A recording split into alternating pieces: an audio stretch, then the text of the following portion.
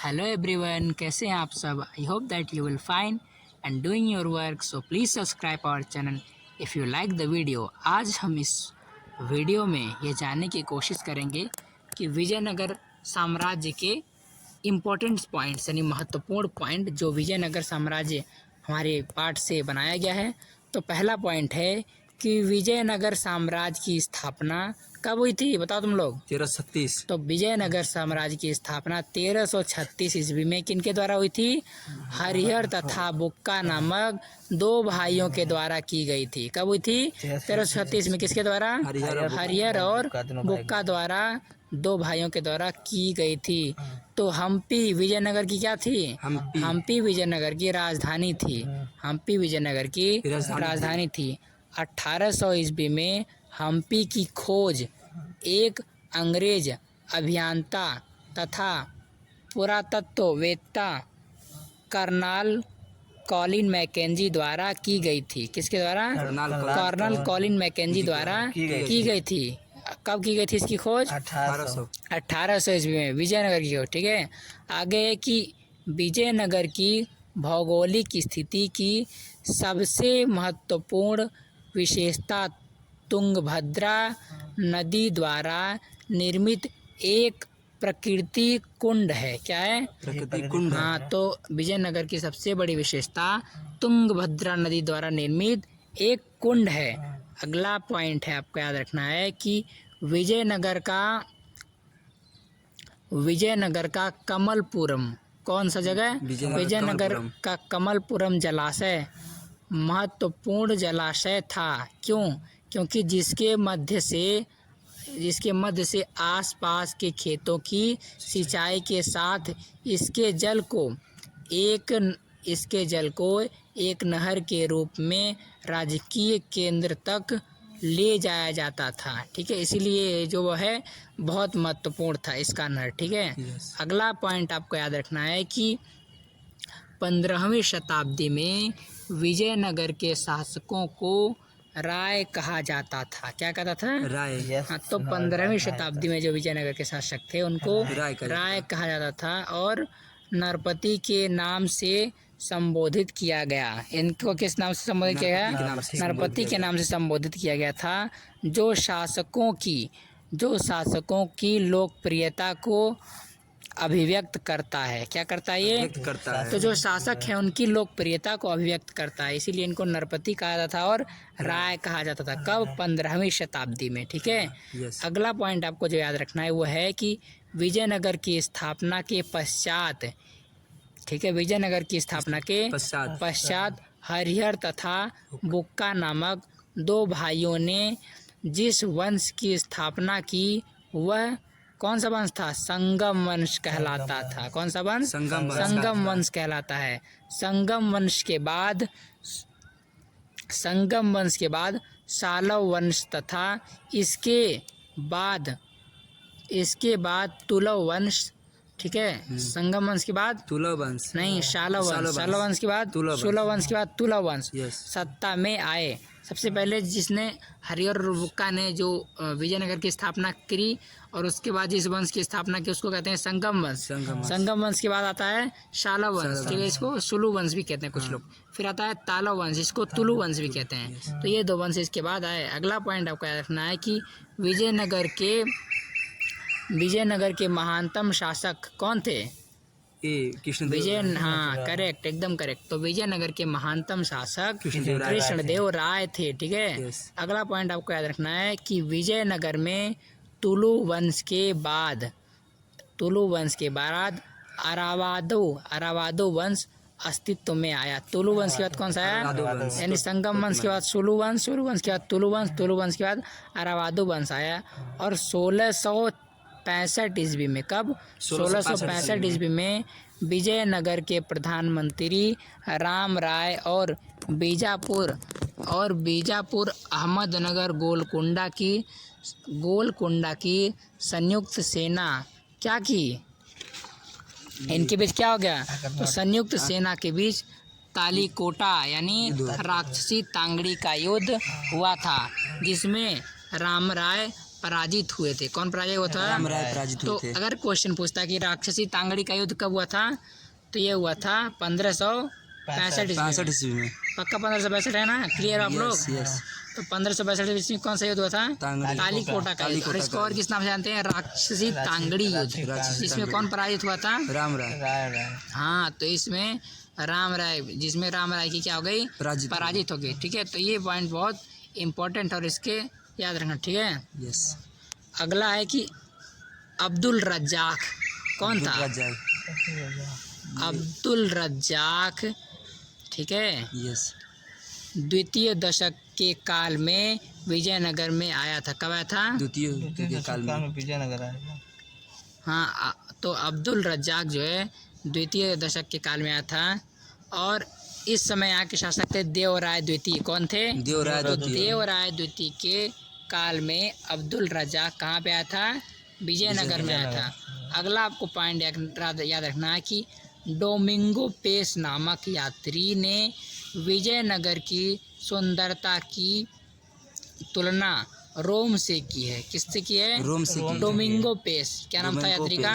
यात्री का नाम डोमिंगो पेस नामक यात्री ने विजयनगर की सुंदरता की तुलना किस शहर से की है? रोम से। वह कहता था कि जब मैं विजयनगर को देख रहा था तो पूरा देख नहीं पाया, जब मैं ऊपर चढ़ा तो देखा कि विजयनगर एक बहुत बड़ा है, ये देखने में रोम के जैसा दिखता है, यहाँ पे बहुत सुंदरता है। ये सब बात वो कहता है। कौन? Domingo Paes. अगला पॉइंट जो आपको याद रखना है वो है कि कृष्णदेव राय का शासनकाल कब से कब तक था? 1336। तो कृष्णदेव राय का शासनकाल तेलुगु भाषा की स्वर्णिम काल था। क्या था? यानी इनके शासनकाल में तेलुगु भाषा जो है बहुत विकसित हुई थी। अब कब से कब तक था इनका शासनकाल, आपको कमेंट में ज़रूर बताना है। कमेंट करके हमें बताइएगा कि विजयनगर में कृष्णदेव राय जो थे वो किस वंश के थे और कब से कब तक इनका शासनकाल था। और इनके शासनकाल में क्या थी? तेलुगु भाषा जो थी वो बहुत फली फूली थी, बहुत इसका उपयोग हुआ था। ठीक है, अगला पॉइंट है कृष्णदेव राय ने तेलुगु भाषा में क्या किया था?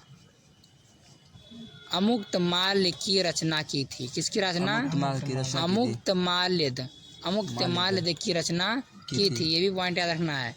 नेक्स्ट आपको जो याद रखना है वो है कृष्णदेव राय के दरबार में 8 तेलुगु विद्वान थे। कितने तेलुगु विद्वान थे इनके दरबार में? तो कृष्णदेव राय के दरबार में 8 तेलुगु दरबार थे जिन्हें अष्टदिग्गज कहा जाता था। क्या कहते थे इनको? अष्टदिग्गज कहा जाता था। ठीक है, तो तेलुगु भाषा में किया गया इनका जो रचना है बहुत महत्वपूर्ण था। ठीक है, तो महाभारत का अनुवाद भी किस भाषा में किया गया था इनके समय में? तेलुगु भाषा में। तो महाभारत का अनुवाद भी इनके समय में तेलुगु भाषा में किया गया था। ठीक है, ये भी एक पॉइंट याद रखना। अगला आपको जो पॉइंट याद रखना है वो याद रखना कि समाज का तीसरा वर्ग या तीसरा वर्ण है ना, इनको कहते थे सेठी था। कौन था? सेठी। जिसमें बड़े छोटे व्यापारी, लोहार, स्वर्णकार, दस्तकार, ठीक है, जुलाहे, बढ़ई, बुनकर एवं मूर्तिकार थे। इसमें कौन कौन थे?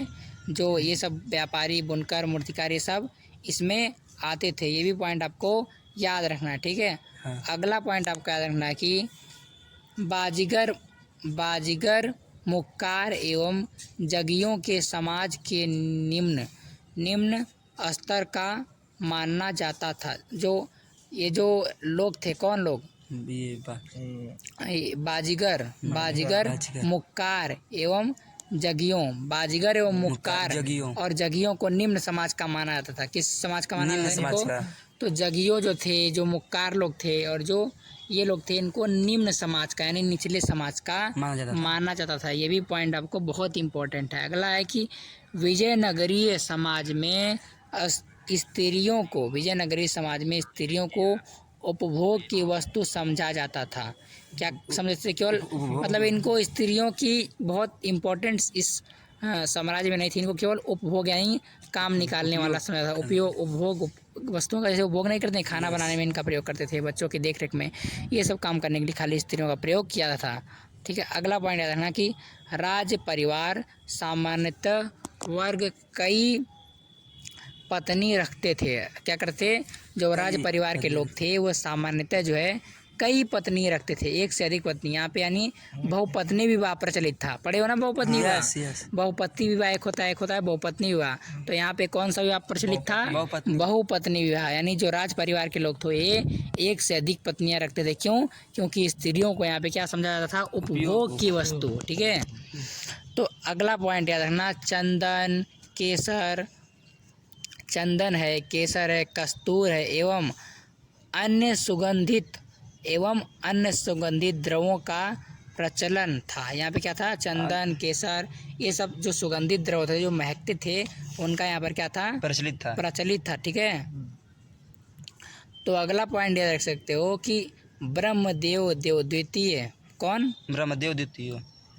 हाँ, ब्रह्मदेव द्वितीय मणिपुर भूमि ब्राह्मणों, मठों, मंदिरों को दान दी गई थी। ठीक है। तो जो ब्रह्मदेव द्वितीय थे इनके द्वारा जो भूमि थी वो ब्राह्मणों को ये सब दान दे दी गई थी। मठों को, इन सबको क्या कर दी गई थी? दान दे दी गई थी। ये भी पॉइंट आपको बहुत इम्पोर्टेंट है। ठीक है। अगला पॉइंट आपको कि भंडारवाद ग्राम राज्य के सीधे नियंत्रण वाली भूमि थी। ठीक है।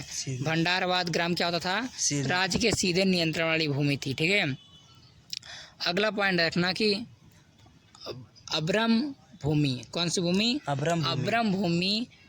तो जो अब्रम भूमि थी वो सैनिक एवं असैनिक कार्यों के बदले दी जाने वाली भूमि थी। जो अब्रम भूमि थी वो किस सैनिक एवं असैनिक कार्यों के बदले जो है इनको दी जाती थी। ये भी पॉइंट यहाँ पे आपको याद रखना। ठीक है। अगला पॉइंट है कुद्रिगी पट्टे पर। कौन? कुद्रिगी जो था वो पट्टे पर दी जाने वाली भूमि थी। कुद्रिगी कैसी भूमि थी? जो भूमि पट्टे पर दी जाती थी उसको क्या कहते थे? कुद्रिगी या खुद्रिगी। ठीक है। हाँ, कुद्रिगी या खुद्रिगी कह सकते हो। ठीक है। ये भूमि ऐसी थी जिसको पट्टे पर दिया था। ठीक है।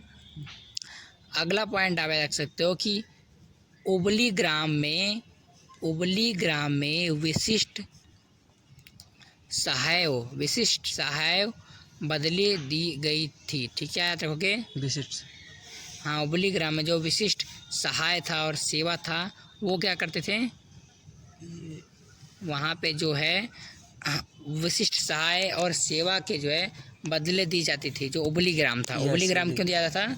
कोई तुम विशिष्ट सेवा कर रहे हो, कोई अच्छी सहायता कर रहे हो राजा की, तो उसके बदले में तुमको क्या देते थे? उबली ग्राम एक गांव की तरह होता था, उसको ये लोग दे देते थे। तो ये भी पॉइंट आपको याद रखना। ठीक है। तो अगला पॉइंट आप जो याद रख सकते हो, यक्षगान छाया नाटक का प्रचलन था। यक्षगान तो क्या था? एक छाया नाटक का प्रचलन था जिसमें स्त्री एवं पुरुष दोनों ही भाग लेते थे। कौन कौन? स्त्री और पुरुष दोनों यक्षगान में भाग लेते थे। ये नाटक की तरह होता था। ठीक है। अगला पॉइंट याद रख सकते हो आपकी सायाणाचार्य। क्या? सायाणाचार्य बोल नहीं पाओगे आप लोग। ठीक है। सायाणाचार्य। ठीक है। तो सायाणाचार्य माधव शर्म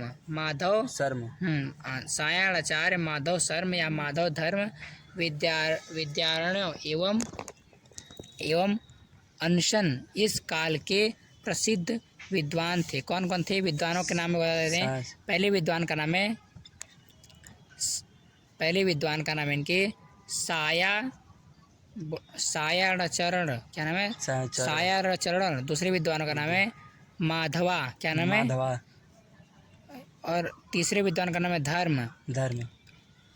और चौथे विद्वान का नाम है विद्यारण्य। हाँ।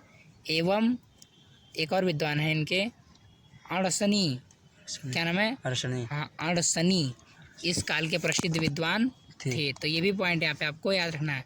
अगला पॉइंट आप याद रख सकते हो कि अलसानी का मनुरित्म। ठीक है। नंदी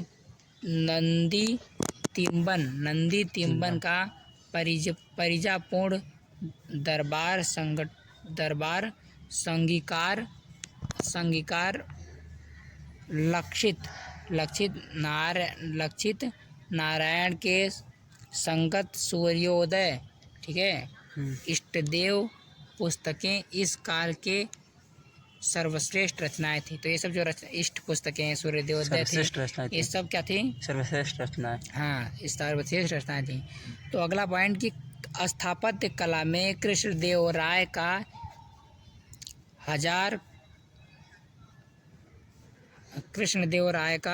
हजार खम्भों वाला मंदिर एवं